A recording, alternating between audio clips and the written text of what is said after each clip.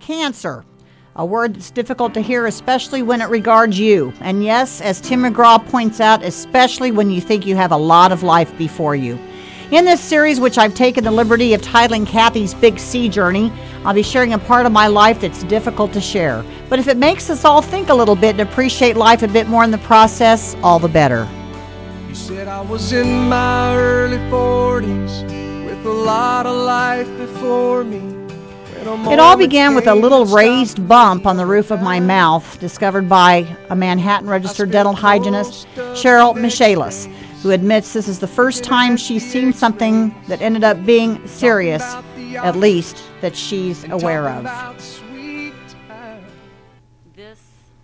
This really hit close to home. Looking at that, I never even imagined that something would come from that. It looked really innocuous. And when I heard what had happened, I'm like, oh, jeez.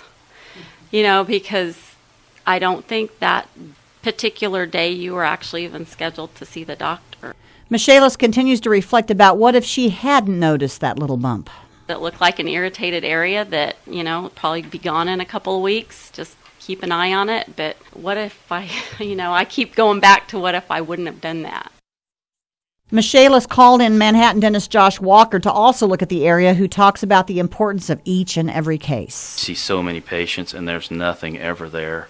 It illustrates why you do it and why every patient needs that thorough of an exam, because all it takes is that one patient that you don't take that time or you don't look at it just right.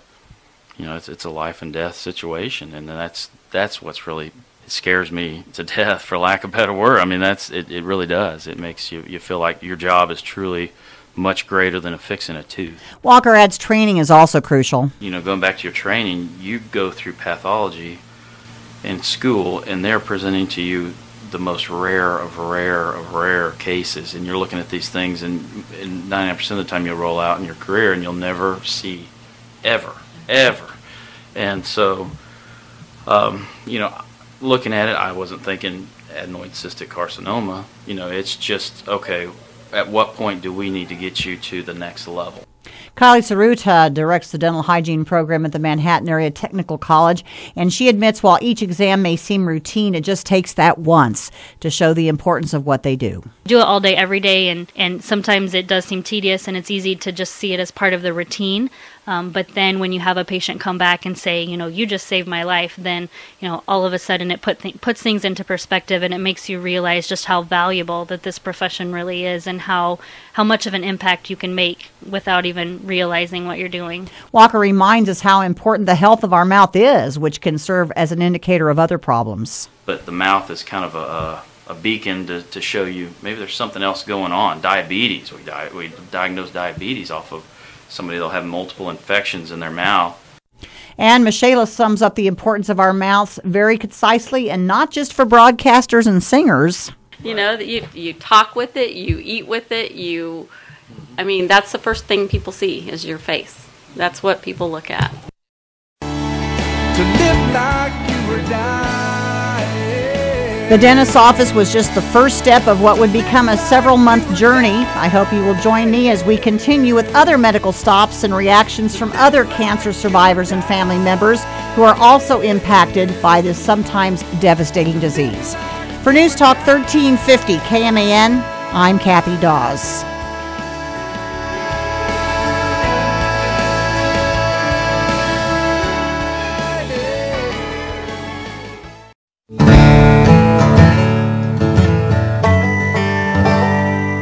You're not supposed to say the word cancer in a song. In fact, no one likes to hear the word cancer, whether it's in a song or anywhere else, but many of us have heard that word, whether it's for ourselves or someone we love. In fact, the National Cancer Institute estimates that 1 in 2 men and 1 in 3 women will get cancer in their lifetimes. In my particular case, I first heard of the strong possibility of adenoid cystic carcinoma from local oral maxillofacial surgeon Dr. Steve Cross. That's never fun, and there's no good way to do it. Okay, so as I told you, There's no way to sugarcoat it. You tell the patient what it is. And while Cross has given the news to many folks, he indicates he tends to get a similar reaction. Most people take it pretty well because, frankly, most people already know or are highly suspicious, and I'm just the guy that makes the confirmation. Dr. Gary Jeffrey, a retired maxillofacial surgeon who lives in the area, talks about the ACC cases he's dealt with, which tend to have no known causes. With adenoid cystic or adenocystic carcinoma, it really didn't seem, in my review of the cases and everything that I saw, that smoking and drinking irritants had anything to do with it. It just kind of appeared. And they were very rare. In fact, Jeffrey only saw about one case a year, often in a follow-up capacity. I might have, over a 20-year period, seen 20 cases. That would be on follow-up cases that would come in at the tumor board once a month, or it would be on head and neck tumor rounds that we would do. Personally involved in 3 that I remember dramatically, and all 3 were relatively young. In fact, the latest numbers indicate only 1,200 people get this type of cancer in the United States in a year. And what's it like to be on the receiving end? As Dr. Cross mentioned, I probably wasn't surprised after the phone call the previous day asking me to come back, but the experience is almost surreal. My husband, Ken Scroggs, actually describes his reaction, which mirrored my own. They say that when you get the diagnosis, it feels like you've been punched in the stomach, and never knew what that was like. And another reaction quickly follows: frustration at wanting to learn more. I don't think the medical community understands that you're living with this every single day all the time. I think they partially do, but what I mean is when we were trying to set appointments and trying to get things set up so we could actually find out exactly what we were dealing with, it was like, oh yeah, we'll take care of that in a month or so, or 2 months. But it's like, no, we want to know what this is. We're living with this right now. We want to know exactly what it is and what we need to do to combat it and work with it. And of course, our other family members to notify, with the first to call me being my 34-year-old son, Derek. My immediate reaction was, oh no. And then it was, what's the next step? So I kind of went into like a mode where I was like, what can we do to try and combat this first? It wasn't until later that I actually thought back, after you'd had the cancer removed, that I was, thought, well, I could have lost my mom.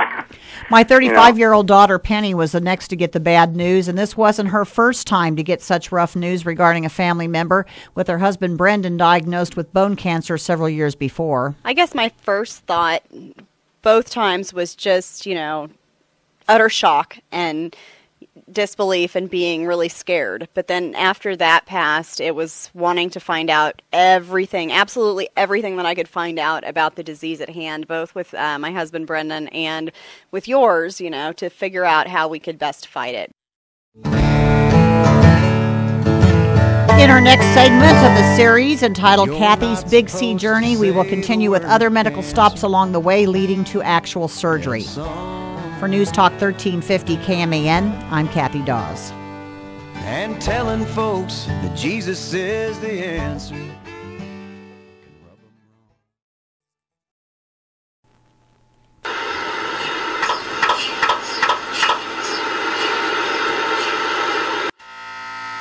It's an annoying sound, isn't it? Some of you may have experienced an MRI, which stands for magnetic resonance imaging, and it's a must for anyone suspected with cancer. As we continue with Cathy's Big C Journey, we begin with the first of what will likely be many MRIs, with the first one performed at Mercy Regional Health Center right here in Manhattan.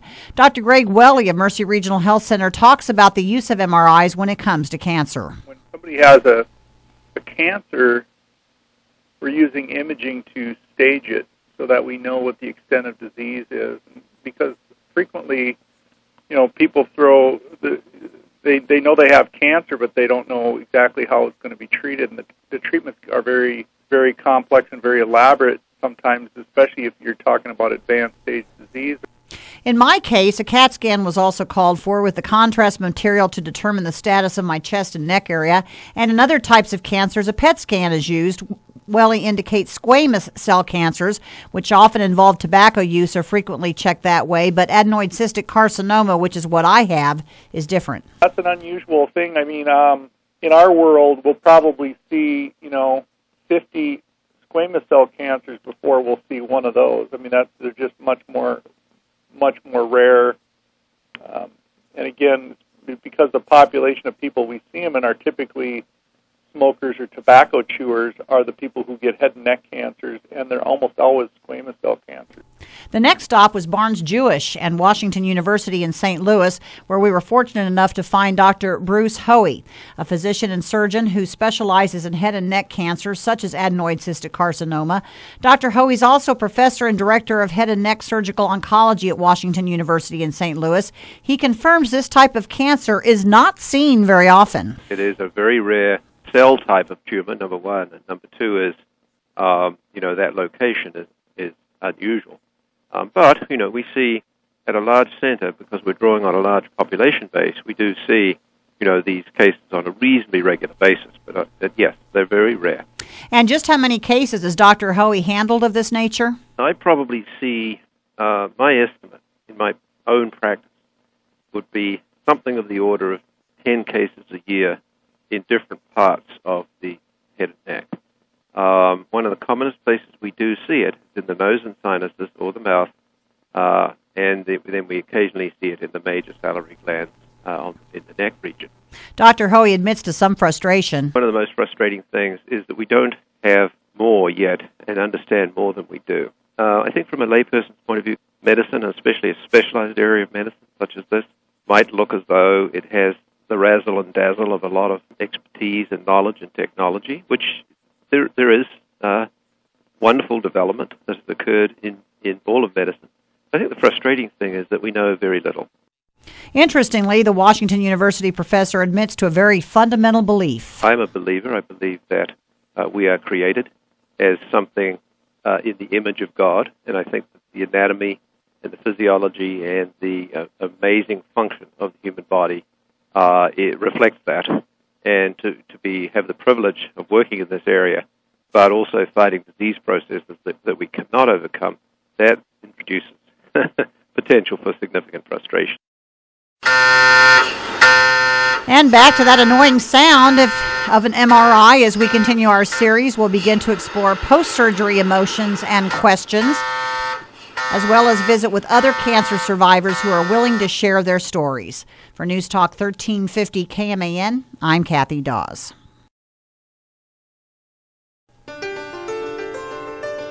This is Manhattan Broadcasting News Director Cathy Dawes, and I wanted to take a few moments to thank my entire news staff and Program Director Eric Stone for the extra work they put forth the last few weeks on my behalf. As I announced a few weeks ago, I've been dealing with cancer in the roof of my mouth, of all places. I'm pleased to say surgery on August 2nd in St. Louis went very well, although it took 4.5 hours, and I have been on voice rest since that time. I have a follow-up visit on the Monday you are hearing this. And with that statement in early August, I first told you about my cancer journey, which fortunately only impacted my broadcasting and singing career for a few weeks. Today we'll share the stories of other cancer survivors, beginning with throat cancer survivor Roger Hamilton. Hamilton, by the way, was one time the morning man on KMAN, also known as the Golden Throat disc jockey. He wasn't quite as lucky as I was. They notice that you have cancer as a shock. It's a fear. It's a thing that causes your mind to spin and go into what I call full-time, 24-hour-a-day process. You immediately see yourself as gone. This is the verboten thing, the thing that no one wants to have. And as it starts, the doctor keeps talking, and all of a sudden you fog out and you really don't hear it. Hamilton has some suggestions for when that news comes in. It's so important that you have family people to be with you to follow through on that. It's important that you stop and you make sound decisions instead of jumping for the first cancer. If we're in trouble and they say you're going to fall in the well, first thing you do is you grab the first rope that you can get. The first rope, in my case, was going to be surgery, and I was told by a doctor that I could have surgery. I could have my vocal cords removed. That's where the cancer was. Rob Donnell, who has frequently been heard on KMAN in his role as director of the Johnson Cancer Center at Kansas State, has had his own journey with cancer, spending several months with radiation and chemotherapy treatments. As I got towards the end of the radiation treatment, I transitioned into chemotherapy. And the chemotherapy, as everyone knows, is a considerable trial. However, Donnell stresses things have improved over the years when it comes to chemotherapy. Horror stories about chemotherapy of 10 or 20, well, this was 10 years ago, of 20 or 30 years ago. It has gotten much better than then. Gary Jeffrey, who we heard from earlier as an oral surgeon, also shared his own story of survival and initial reaction to a different type of cancer. No, I was, taken aback and surprised when, with a routine annual physical, they noted that I had a colorectal cancer. The treatment involved removing the cancer and also my rectum, so I have a permanent colostomy. And then there was my son-in-law, who had no idea he had bone cancer when he was given the news 8 years ago. I just really didn't even have any reason to think that I had a sprained ankle, and was living overseas at the time, and came back and just thought I was getting an x-ray because it had taken a while to heal. And, you know, to hear that word thrown out there, especially when you just don't expect it at all. I mean, I doubt it's ever easy, but that was definitely just such a unbelievable shock, because I just thought it was out of the realm of possibility. It wasn't even in my head. In fact, he had to make a quick call in order to make it home. I remember actually calling your daughter and having her come help me drive home, because I actually couldn't even drive at that point. I was just so kind of shell-shocked by the whole thing. Tomorrow we'll continue our series with Cathy's Big C journey, which tends to make someone think about right here, right now, as referred to by Van Halen, and reprioritizing my many responsibilities. We'll continue to take a look at the impact on our family members as we go through this life-changing experience. For News Talk 1350 KMAN, I'm Cathy Dawes.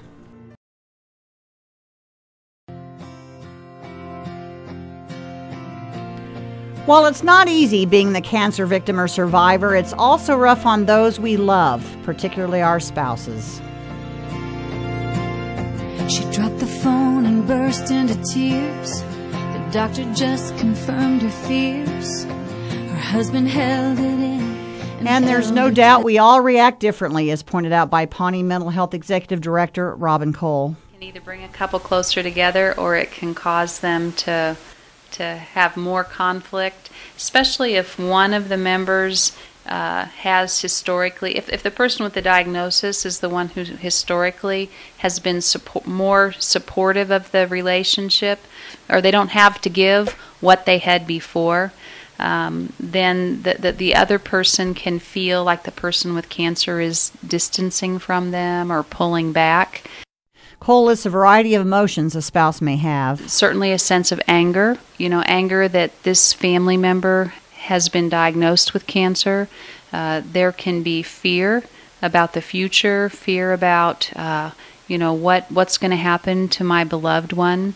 There can be grief, even early in the process, early after a diagnosis.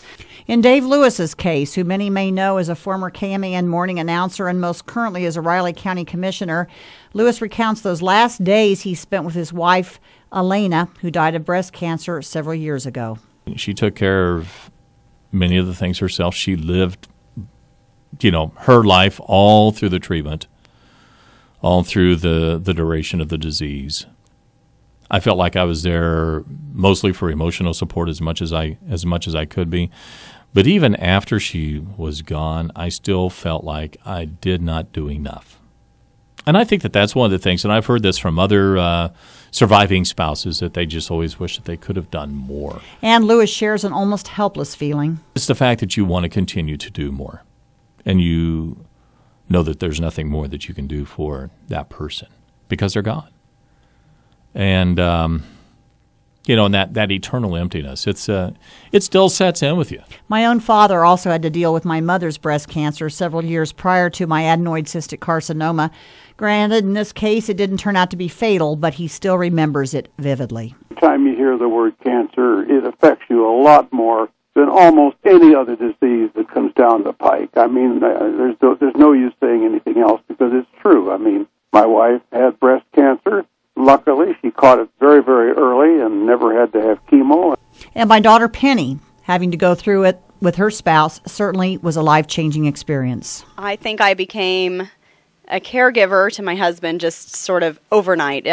We shifted roles a little bit. I think it made me a better mother, to be quite honest. When we did have children, I think it made me worry less about the little things. Which also was a reaction of my own husband, Ken. It makes you understand that there are some things that are really important and some are not.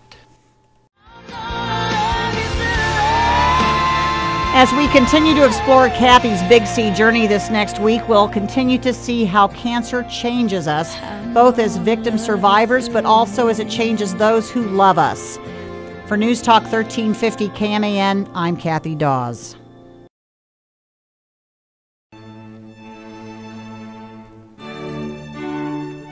Ludwig van Beethoven's 15th String Quartet was written at a time in his life of failing health. In April of 1825, Beethoven was bedridden and remained ill for about a month.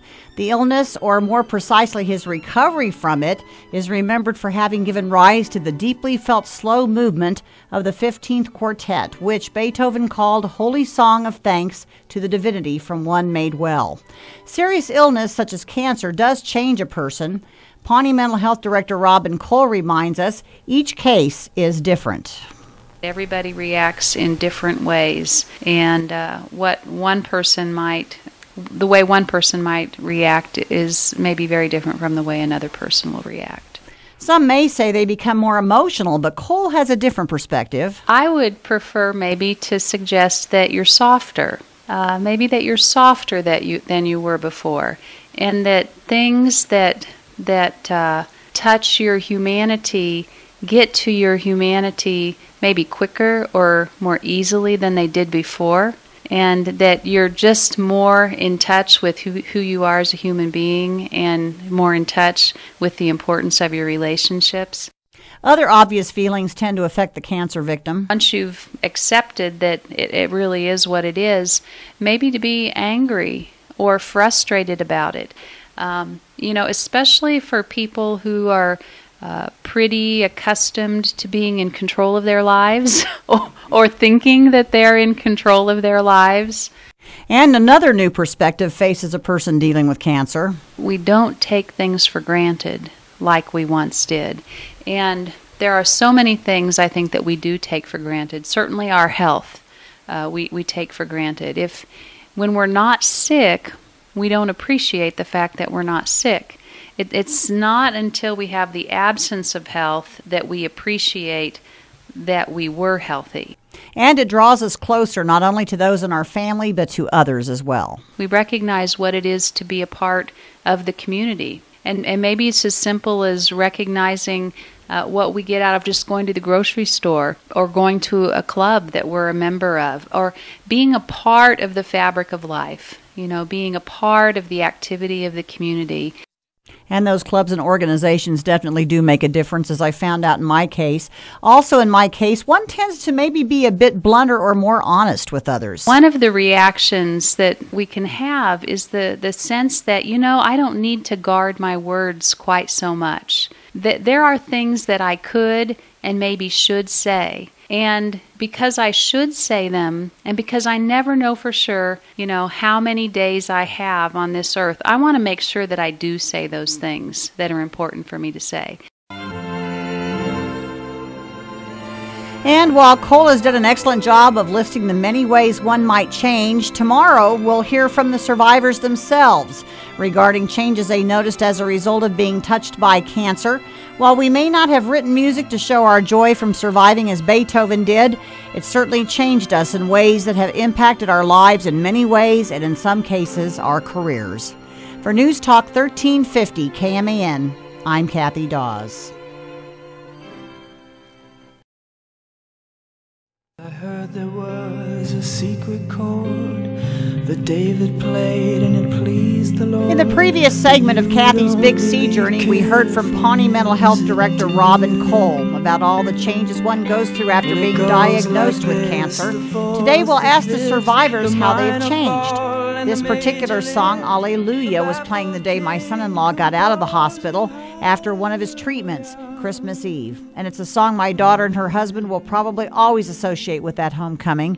Brennan admits his life was changed in more ways than in just the medical sense. I think any experience like that, makes you look at your priorities and stuff like that. To be honest, I wish I could say it changed me a bit more than it did, because it did at first, but I guess it's kind of the human condition that after time you just kind of get back into your old ways, for better or worse.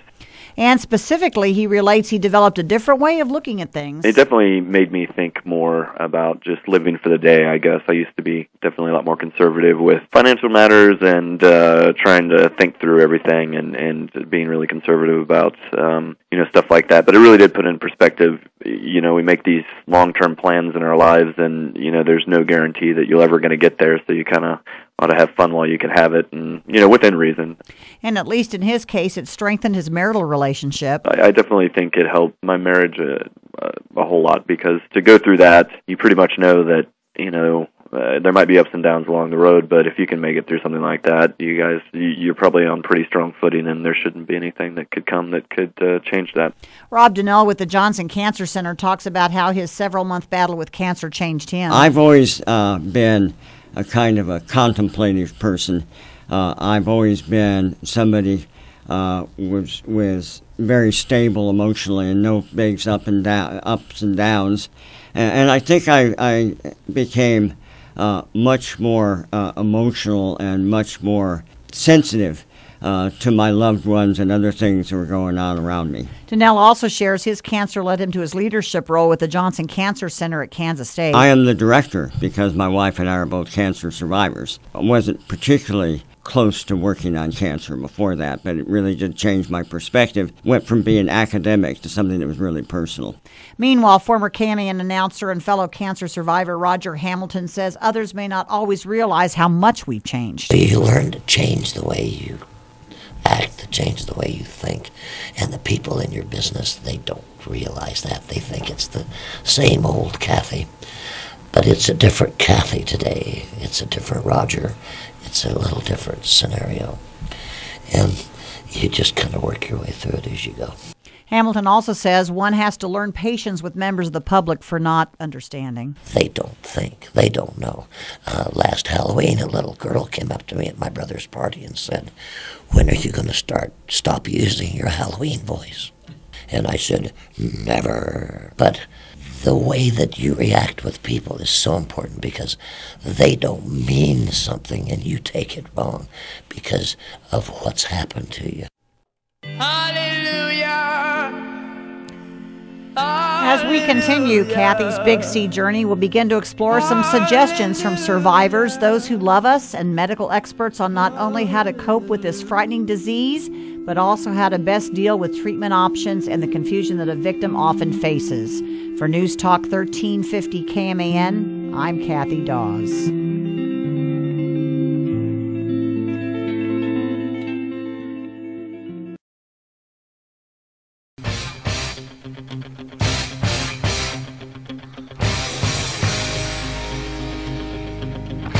After the initial shock of realizing one has cancer comes the fight, which is a sentiment voiced by every one of the survivors interviewed for this series. As we continue Cathy's Big C journey, we'll hear from not only the survivors regarding their own personal fight, but those close to them and those in the medical profession with suggestions on how to combat this sometimes deadly disease. We leave this segment off with my son-in-law, Brendan. I think, your first reaction after that initial shock wears off is you kind of get that fighting spirit and just want to say, okay, when can I start and, when can I go at this? Because I feel like there's kind of an invader in my body and I want to kick it out. So, I think that's a lot of people's first reaction. Throat cancer survivor Roger Hamilton, who we've heard from before, admits to continuing fear and the importance of fighting that. I still fear the fact that I'm going back to the same place and they're going to use the same things. When you go for the doctor's test, you know, when they test the plumbing from the other end up, you have the same fear because it's the same kind of situation. So you have to fight that all the time. In your situation, you faced it very well forward and started hunting for answers. And you hunted, part because the way I hunted, because I did news for years, and I was there to find the answer out one way or the other. So I wasn't happy with the first answer. Johnson Cancer Center Director Rob Donnell talks about the importance of having wife Marty at his side, especially when eating became difficult with treatments making his throat sore. She insisted that we not have a stomach tube.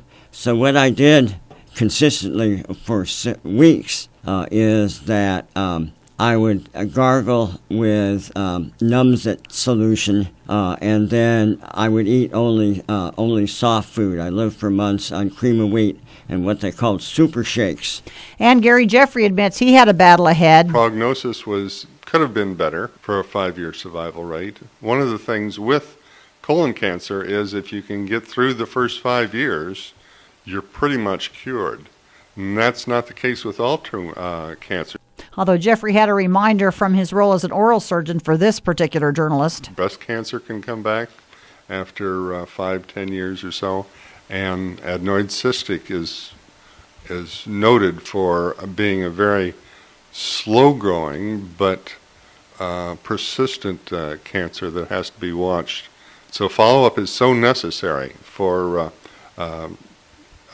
all cancers, but adenoid cystic especially. And yes, I intend to fight this disease with family members firmly behind me, including my husband Ken, who describes the next focus one finds when being close to someone with cancer. I think it changes from the anger part in the beginning and the fear to settling down to try to figure out how to resolve those issues and what the long-term prognosis is based on what they know about the various types of cancer. My son Derek expressed some anger in dealing with the medical process. There was also anger on my part, but it was more towards if people can't get you in right away, we need to find someone else who can and see what we can do to get you the help that you need. Because it seemed like there was a delay on some of the CTs and things like that.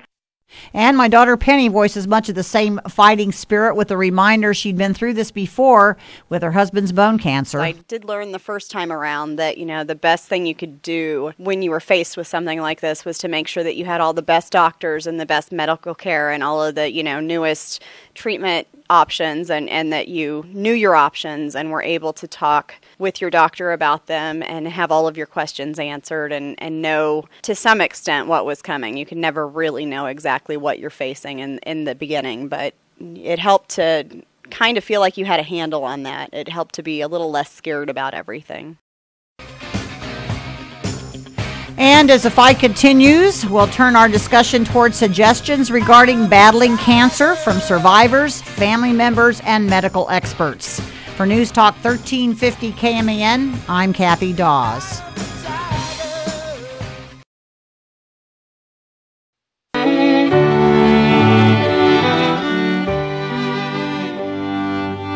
As we begin to wrap up this series on Cathy's Big C journey, we revisit many of the medical authorities we heard from earlier in this series. Sarah Beth is scared to death to hear what the doctor will say. And it's now time to alert folks to being vigilant and not to skip those regular doctor appointments. We start with the original person who detected my own personal cancer, dental hygienist Cheryl Michaelis, who tells us what she's on the lookout for. When I do just look through the mouth to see if I see anything different, I look at the floor of the mouth, and then I actually also feel under the neck. You've got lymph nodes down there that you can always feel, and they kind of roll around under your fingers like a marble underneath there. And there was one case that I felt something in there, and it didn't really roll. Local dentist Josh Walker also talks about the importance of early detection. If there's something that shows up that is out of the ordinary, if you feel that it is, that's something to be seen. I mean, it really is. And if you come in and we say, you know, looks okay, it's normal, let's watch it, so be it. But if you don't, you know, time is working against you. So there is a sense of urgency if there's a concern. And Kylie Saruta with Manhattan Area Technical College's Dental Hygiene Program reminds us of what the college trains its folks to do. We're screening for medical conditions. We're screening for oral cancer, and any head and neck diseases that might, show up in the mouth when we're doing our screening. We're screening for gum disease, which now we have found has a connection with heart disease and with other areas of inflammation in the body. And we now know that patients with gum disease, it's harder for them to control diabetes if they're diabetic and vice versa. And oral surgeon Steve Cross reminds us of the basics, which most of us should know. Go to your dentist, brush and floss daily, see your dentist twice a year, and if someone sees something suspicious, follow it up. Don't just blow it off. And not so jokingly, Cross reminds us of other symptoms that might signal oral cancer. If you have a persistent cough for no good reason, if you have a change in voice, if your voice becomes more hoarse progressively over a period of time, difficulty swallowing, shortness of breath, a really bad breath that just won't go away no matter how much you brush, those are all warning signs. And, go to your dentist and say, these are my symptoms, I'm concerned about it, what do we do? And getting back to my own type of cancer, adenoid cystic carcinoma, this type of cancer can also affect the eyes. So we visit briefly with local doctor of optometry, Jean Klopfenstein, who reminds us of the importance of those regular checkups. Things just gradually change, and when things gradually change, you may not be aware of it until you go in for what you would consider a routine checkup, and then something comes up and it says, this is not what we would expect to see. We need to go a little bit further, investigate that. So if it is something that has gradually been shifting on somebody, they may not notice it until they go in for a routine checkup and they say, wait a minute, this is not how it's supposed to be. We need to do further investigation. So basically just be aware that routine checkups are not necessarily going to be routine. And while we've been focusing on oral cancers, Dr. Bruce Hoey notes the importance of seeking expert opinion when one hears the word cancer. Patient needs to be very savvy and careful in participating in treatment decisions. And because it's so specialized, the patient has a mouth cancer of some type, they would be better served in a tertiary level center for ultimate management of their disease, be it early stage, be it late stage. For a moment, she is unscared. Now that we have the medical opinions, we'll turn one last time to survivors and family members who have their own insights as to how to deal with this sometimes deadly disease. For News Talk 1350 KMAN, I'm Cathy Dawes.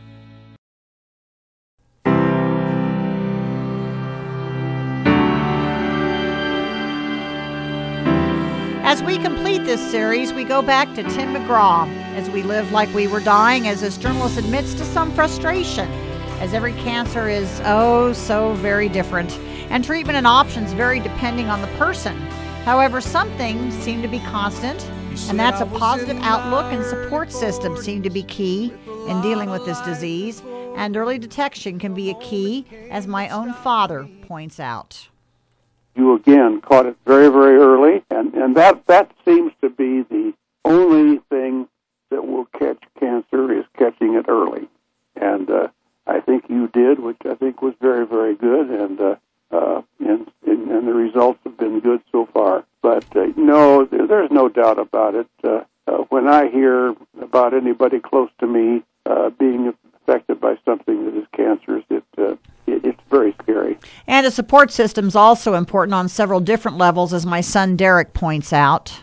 It's important to have good people behind you that, like the oncologists and physicists and dosimetrists, that are actually, doing the right thing and getting things done quickly.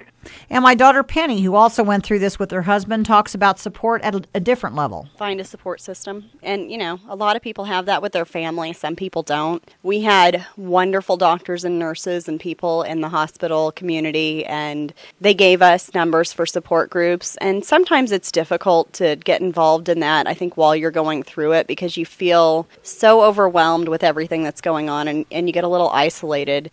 Pawnee Mental Health's Robin Cole says some people like to be more private with their illness than others, which is okay, but she still stresses support networks are important. As much as you can, don't do this alone. reach out to others. Let others be a support to you, and provide the encouragement that they can. Another aspect's a positive outlook and to realize what used to be important maybe isn't so much anymore, as survivor Roger Hamilton explains. Some people complain about certain things to me. I think, you really don't know what you're complaining about because it doesn't really matter, some of the things. Some of the things don't matter. Collecting plaques on the wall don't make a lot of difference.